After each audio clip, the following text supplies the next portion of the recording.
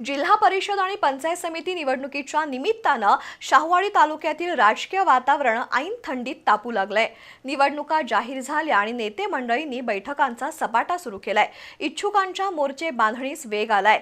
आमदार डॉक्टर विनय कोरे यांची महायुती आणि माजी आमदार सत्यजित पाटील यांच्या महाविकास आघाडीमध्ये थेट लढत होण्याची चिन्ह आहेत।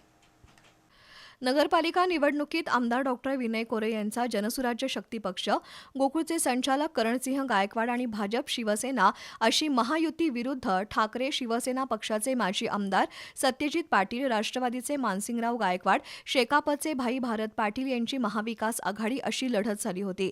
तर स्वाभिमानी पक्षाचे माजी खासदार राजू शेट्टी यांनी मलकापूर नगरपरिषदेच्या निवडणुकीत स्वतंत्र उमेदवार उभे केले होते। त्यामुळे आगामी जिल्हा परिषद निवडणुकीत त्यांची भूमिका महत्त्वाची ठरणार आहे। निवडणुका जाहीर होताच महायुती आणि महाविकास आघाडीच्या नेत्यांच्या बैठकांचं सत्र सुरू झालंय। उमेदवारीवरून महायुती आणि महाविकास आघाडीत इच्छुकांची संख्या जास्त असल्यानं तिकीट वाटपावे नेत्यांची कसोटी लागणार आहे। भाजपनं महायुतीकडे जादा जागांची मागणी केल्यास महायुतीचं गणित बिघडणार असल्याचे संकेत आहेत। मलकापूर नगरपालिका निवडणुकीत भाजपचे शाहूवाडी संपर्क प्रमुख राजू प्रभावळकर यांनी बंडखोरी केल्यानं महायुतीला 4 जागा गमवाव्या लागल्या आहेत।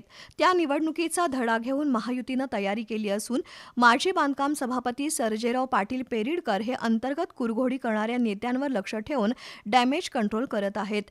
मागील निवडणुकीत आमदार विनय कोरे आणि करणसिंह गायकवाड गटानं जिल्हा परिषद 1 जागा आणि पंचायत समितीच्या 2 जागा पटकावल्या होत्या, तर माजी आमदार सत्यजित पाटील आणि मानसिंगराव गायकवाड गटानं 3 जिल्हा परिषद आणि 6 पंचायत समितीच्या जागांवर विजय मिळवत पंचायत समितीवर वर्चस्व सिद्ध केलं होतं।